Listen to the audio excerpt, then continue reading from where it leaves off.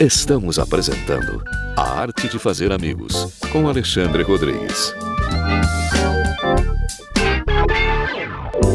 Dia 8 de agosto é o Dia Nacional do Combate ao Colesterol. E para falar sobre esse assunto tão importante e que acaba causando problema em seu coração, Dr. Cassu, para comentar esse assunto tão importante, né, Cassu? Como é que fica essa situação do colesterol? O que o colesterol, na verdade, como ele acontece, como evitar, tem como evitar, como diminuir, só remédio ou chazinho, como é que é, Cassu? Existe uma situação importante, Alexandre. O colesterol ele é necessário como formador de hormônios. Então o nosso fígado produz colesterol a partir de uma série de elementos que nós estocamos no nosso organismo. Mas nós ingerimos colesterol também a partir de gorduras saturadas, que são aquelas gorduras animais. Então as carnes, os laticínios, os ovos têm colesterol principalmente. Frutos do mar principalmente também têm colesterol, numa quantidade um pouco menor. Todas as carnes animais têm, pode ser bovina, pode ser suína, pode ser carne de coelho, carne de rã, não importa, tem colesterol. As pessoas a partir de um certo momento podem estar ingerindo muita quantidade de colesterol e isso sem dúvida nenhuma pode refletir no aumento do colesterol circulante. Esse aumento do colesterol circulante pode, em grande período de tempo, causar depósitos nas paredes das artérias. E é por isso que você vê as pessoas a partir de uma certa idade tendo quadros obstrutivos e tendo infartos ou derrames, dependendo da faixa de idade. Hoje, em função dessas comidas muito gordurosas, a gente começa a ter também uma presença dessas doenças mais precocemente. Você vê hoje em dia indivíduos com 20 e tantos anos, 30 e poucos anos já tendo infartos eventualmente. E me diga uma coisa, desculpa cortar, por que quando o infarto acontece para um jovem é fatal e para muitas vezes para o mais idoso não chega a ser fulminante? Não é uma regra, mas a gente observa isso eventualmente. Pode ser que esse indivíduo jovem tenha uma tendência muito mais precoce, ou seja, desde a infância ele já tem uma tendência a produzir muito colesterol e também porque ele coma de maneira errada desde a infância. Crianças que vão comer muitas frituras, carne frita, cachorro quente, sabe, essas chamadas fast foods ou junk foods, na verdade, fazem com que a carga de colesterol e de gordura saturada ingerida é muito grande. Além disso, nós temos as gorduras que são modificadas pela fritura, que também tem um papel muito grande na formação dessas gorduras más no nosso sangue. Uma coisa importante também é quando nós temos um metabolismo adequado da glândula tireoide, nós provavelmente vamos ter menos distúrbios de colesterol.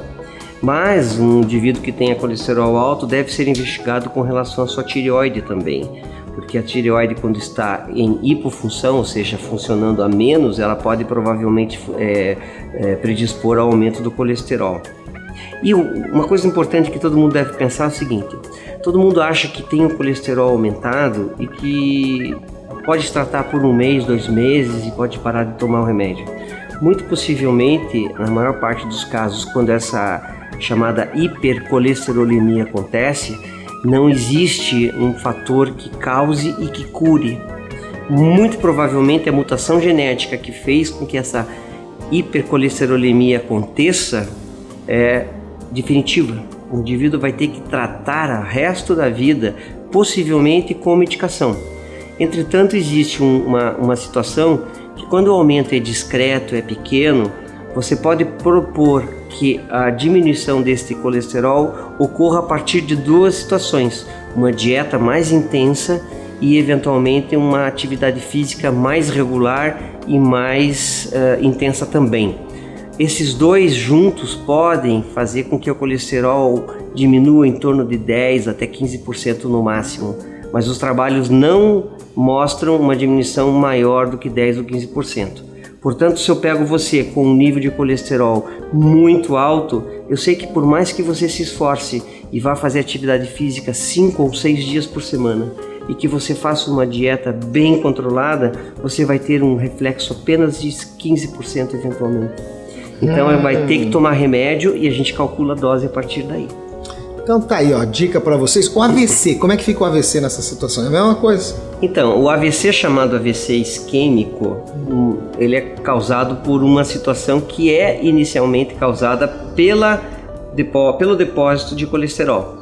Esse depósito de colesterol ele vai crescendo. Eu vou trazer na próxima vez um gráfico para mostrar, bem interessante para vocês, um modelo em 3 dimensões, para vocês entenderem melhor. Mas essa placa de colesterol, vamos imaginar que é uma sujeirinha que gruda ali na artéria, ela vai crescendo e chega um dado instante em que ela tem uma obstrução por um coágulo. Dificilmente alguém tem um AVC simplesmente por um crescimento desta placa de colesterol. Normalmente é um fator conjunto.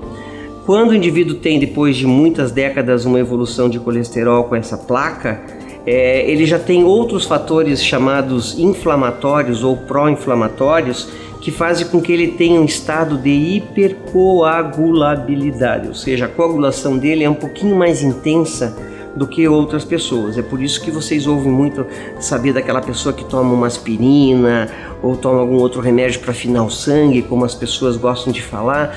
Então provavelmente é para evitar que este coágulo forme-se e vá parar em algum ponto, em alguma artéria no cérebro ou no coração e fazer um infarto aqui ou ali. Já o AVC chamado hemorrágico é geralmente por uma ruptura de um vaso. Isso geralmente tem mais ligação com a hipertensão arterial.